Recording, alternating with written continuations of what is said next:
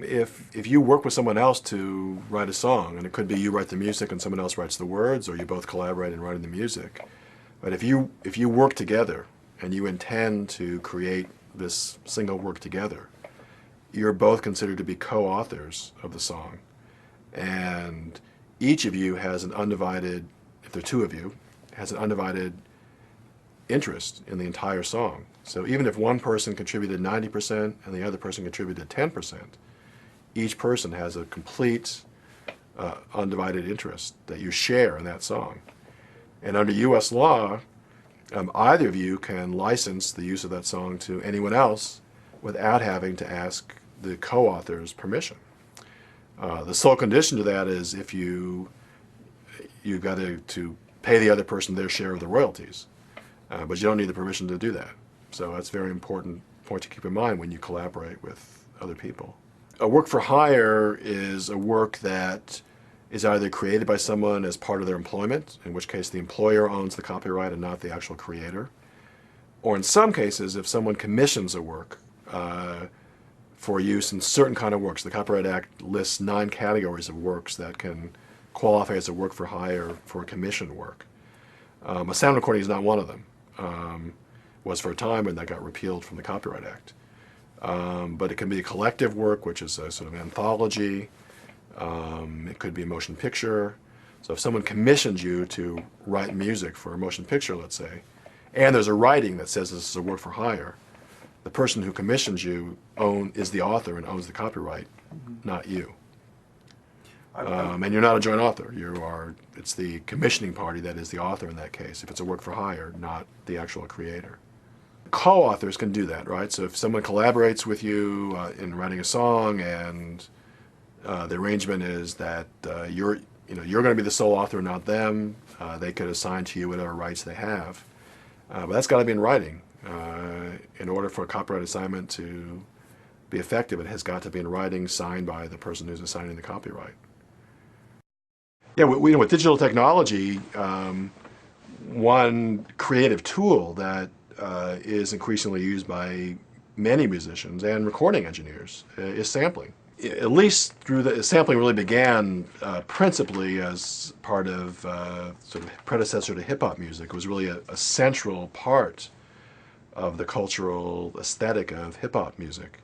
And through the 1980s, it was a practice that was widely engaged in and generally perceived to be not an infringement of copyright, because it involved just the taking of a couple notes from an existing sound recording. But beginning in the late 1980s, a couple courts began to say that sampling is an infringement of copyright. It depends on how much is taken and whether the sampler takes sort of the very key, most sort of heart of the work, or whether it's something which is not the key to the work. And really since then, record labels have begun to insist that those who want to sample have got to clear licenses for sampling. And as a result of that, the practice of sampling, at least for commercial sound recordings, has really declined substantially. Top hip artists today still sample, but have much fewer samples on each track than used to be the case, because it's just very expensive to clear the rights in samples. So the law today is basically that sampling might be a fair use, depending on how long it is and what's taken, but is not always going to be a fair use, or sometimes what's called a de minimis copying. If only 1 or 2 notes is taken, then it's likely, might not be an infringement of the copyright in the musical composition. There's one recent case in the Sixth Circuit which held that with respect to the sound recording, so when someone digitally samples an existing sound recording, they are copying both the notes in the musical composition and also in the sound recording, which are 2 distinct separate works. So at least according to this court, even if you sample 1 or 2 notes from a sound recording, there is no de minimis exception. It might be fair use, but it is prima facie infringement of copyright. So there's a different rule. It's more strict for the sound recording than it is for the musical composition. That decision has been widely criticized. I personally think it's very poorly reasoned, but that is sort of a note of caution to those who engage in sampling. So I think today, many musicians who sample either just hope they won't get caught, or bury the samples deep within their tracks, so it's difficult to discover what is the source of the sample. And at least for the musical composition, that actually it's, in some ways that's a legitimate practice recognized under copyright law, because one of the tests for whether copying is de minimis and therefore is not infringing is whether a typical audience would recognize what the source of the sample is. So if the sample is very short and it's buried within the track and no one will recognize where it comes from, then it's a good argument that it's not infringing. But many musicians think that, well, if you only copy less than 5 notes, it's not a copyright infringement. And that's really an urban legend. It's not true. It depends on what notes you're copying and whether or not they're recognizable and what the court thinks of it. Whether or not it's going to be infringement on one hand or fair use or de minimis on the other. If you don't sample, but rather make a new recording of the notes that you otherwise would have wanted to sample, then you're not copying the sound recording. So there's no need to clear rights from the owner of the copyright in the sound recording, because the owner of the copyright in the sound recording only controls the rights to actually physically duplicate the sounds that were recorded, not to recreate them from studio musicians in the studio. At the same time, though, you probably do have to clear the rights and not enjoy the compulsory license from the owner of the rights in the musical composition, because the compulsory license for cover recordings only applies if you haven't distorted or significantly changed the melody of the original. And frankly, the law isn't clear, but if you're only sort of recreating a couple notes of the original and then merging it into your own composition, you probably don't fall within that restriction on the compulsory license. So you probably do have to clear the rights to the musical composition. I always love when I'm teaching my class and we start talking about sampling, and everybody, for all the articles that have been written in all the guitar player magazines, there's still that thing, 4 bars is okay. I keep asking, I say, so suppose we did blah, blah, blah. Every semester, some kid will say, well, 4 bars is okay, right? No, wrong. It might be okay, depending on what 4 bars it is, but if it's a sample, and if you're in the 6th Circuit, nothing's okay, okay? The whole idea, though, I think that's interesting now, that's sort of the next step along from that, is mashups. This whole idea of, we're going to take a couple different recordings, or 3 or 4 different recordings, or recording in a movie, and we're going to digitally superimpose them on each other and make something new that incorporates both those things. The people who do it on the audio side, they're used to the idea that, hey, if I use a song, I can get compulsory licenses. Forget that compulsory licenses don't work if you change the character of the composition you're using. So if you sample it and put it into another song, you change the character. If you do a mashup, you change the character. If you do a medley, you change the character. A copyright in a song or a painting or whatever lasts, which seems like a really long time, and it is. It lasts for the life of the creator plus 70 years. So clearly your heirs or your assigns are going to be having rights long after you're dead in a song or a book.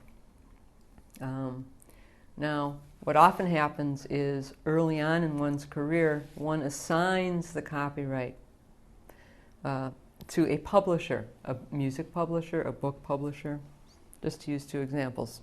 So they assign their 100% share of their copyright rights to a publisher in exchange for a royalty stream or an income stream split. The copyright law now provides that 35 years after you've made a complete assignment of rights to a party, you can say, no, sorry, didn't mean it, mistake, want my copyright back. So there's a reversion possibility. And you have to go through all these notice things, et cetera, et cetera, et cetera. But there is the possibility of basically getting out of a deal that you never wanted. If you think about it, you're usually making those deals at your lowest point of leverage. right? You have no success, you have no track record, you have nothing, you're a beginning artist. So you get into deals that are not exactly sometimes considered fair later on. So copyright law gives you the ability to get the copyright have the copyright revert back to your ownership after 35 years. The 35-year reversion, let me explain what that is. The 1976 copyright law, which came into effect January 1st, 1978, provided that the author, pursuant to an assignment of their copyright, could recapture that copyright 35 years later. So 35 years from 1978 is 2013. Now, there's no definition of author. Okay. And there are 9 categories in the Copyright Act in which this can occur. One of them, 9 categories, I'm sorry, that cannot occur, and those are called work for hire. So if I have been engaged by a company under a work for hire arrangement, I cannot get recapture because it's not an assignment of copyright. The copyright is owned from the beginning by the employer. There are 2 categories, 2 essential categories, and then we divide the second category by 9. First category is I'm an employee. By that I mean a definite, a real employee. They take out taxes. I have workman's comp. The full definition if you're working for a company. Anything. Then if I sign a document that says anything I create while I'm your employee is a work made for hire. That's a valid work made for hire, and you cannot recapture that. The second category, which is more elusive, is where I have assigned my copyright to somebody pursuant to an agreement, and if it's one of 9 categories, then it can be a work for hire. Example, audio-visual work, a motion picture as an example. Motion picture is a work made for hire. When a motion picture company employs somebody, the musicians, the actors, the director, the writer, the singers, or whoever else may be employed they are signed to a work made for hire, which means no individual who worked on that motion picture can recapture it 35 years later or at any time unless there's a contractual reason. There are 9 categories. Audiovisual is one of them. Compilations is another. Contributions to collective works is another. Tests are another. Answers to tests another. But there's no category called sound recordings. So it is the position of many of us, myself included, that the sound recording is subject to being recaptured because it is not defined as one of the 9 categories that can be assigned as a work made for hire, and therefore the author has a right to recapture that 35 years later. Now we get into the real issue. Who's the author? Is it the featured artist? Is it the feature artist and the producer? Is it the feature artist, the producer, and the engineer? Who is the author? We don't know who the author is, and what I believe is going to happen is we're going to get a substantial litigation at some point in the relatively near future in the definition of who is an author. Now, I think the record companies are going to try and claim that they're an author, but they certainly can't claim it by reason of the fact that it's a work made for hire because it's not one of the 9 categories. And the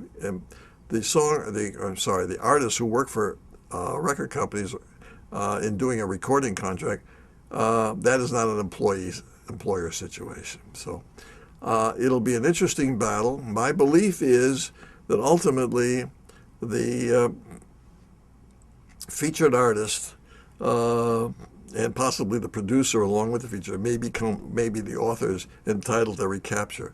But you and I are also aware of many records that are done by producers without artists, or virtually without artists. That artists are brought in as another instrument and put on that record. So maybe the author is only the producer in that particular instance. I don't know. But the litigation on this is going to be very interesting over the next several years. Well, the first thing I think you should do is certainly file a copyright with the U.S. Copyright Office, which is a very expensive proposition now at $45 a registration. Now, many people will put it in the form of a collection or a compilation with a title and a number of tracks and file that under one form. That certainly makes sense. I think that that is at least a way to protect as many songs as possible under one registration, although it can be a double-edged sword. Because at some point, if one of those songs on that compilation becomes popular and becomes valuable, then it's very important to go back in and file a separate registration, which you're allowed to do, for that particular song. I had an incident in my law practice where I had a client that one of the songs was sampled on an artist who sold about 700,000 units, and he couldn't find his copyright registration. He says, "I know I filed a copyright for this song, but I just can't find it." And without the registration, you can't go into federal court. Well, finally, after a month or two of research, he finally found that he had filed it under a compilation, with about 12 songs on one registration form, and that enabled us to be able to proceed. So it's very important. I advise people that don't have a lot of money, because I know $45, if you want to do that per song, is going to be prohibitive for most new artists. But if you're going to do that, then it's very important to recognize that as the value of the particular song increases, that it's important to go back in, pull that out, and file it under a separate form. Well, the C in the circle is a copyright claim, basically, I guess, for the song, you would say. The P in a circle generally represents for the sound recording, but it's all just a copyright notice. In the old copyright law, pre-76, there was some provision that said if you didn't put your notice on there, you could potentially waive your copyright. You could lose your copyright.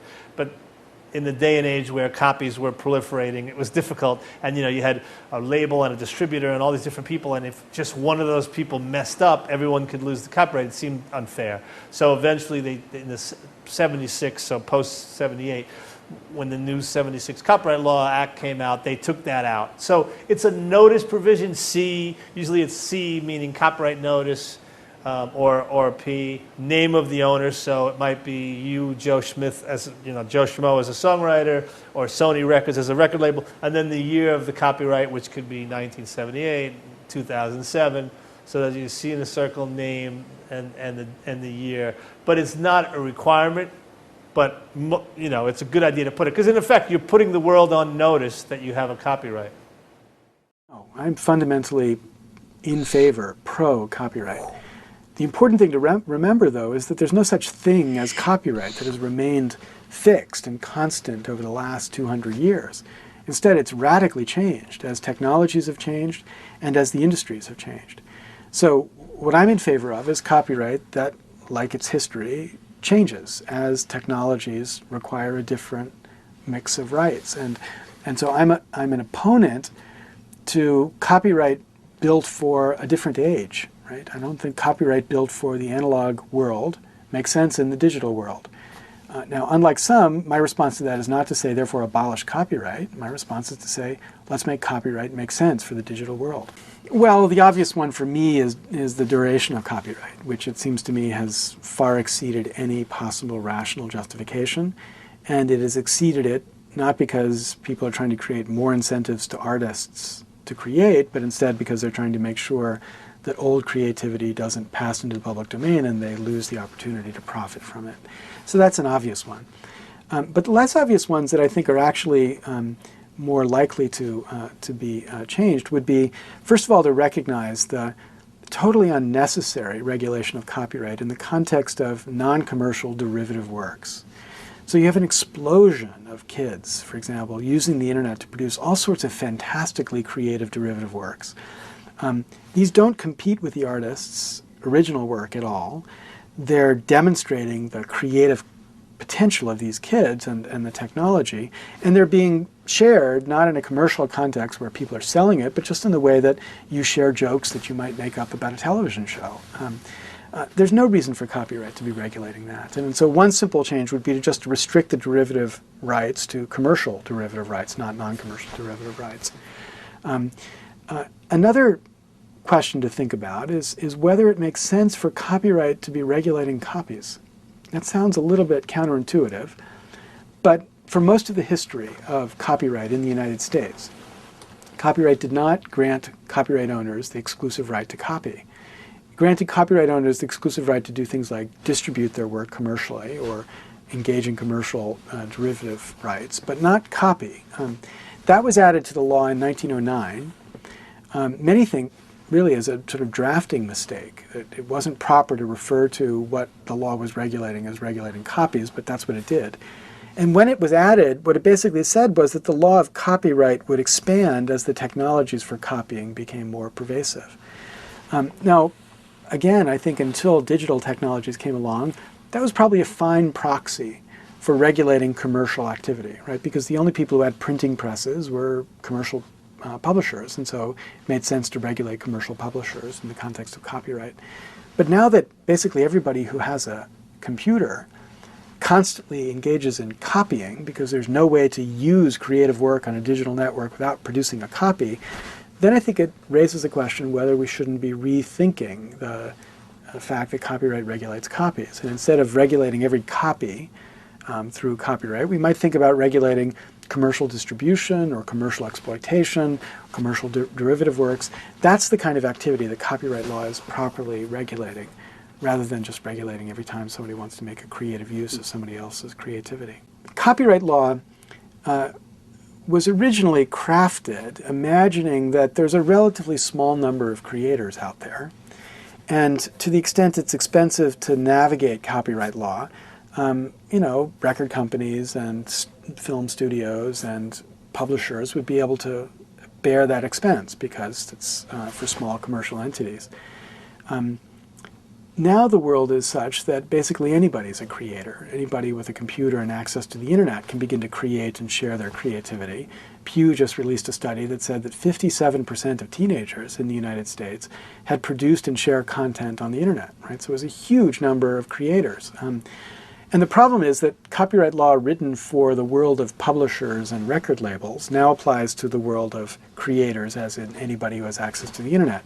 And that copyright law is just too burdensome for those creators to actually be able to navigate. So the idea of Creative Commons was, let's lower the cost of the law in this process of creativity. Not by telling people to ignore the law, but by making it function more cheaply, more efficiently, more invisibly to the system, so that you respect the rights, but you still are free to engage in creative work that the technology of the internet is inviting people to engage in.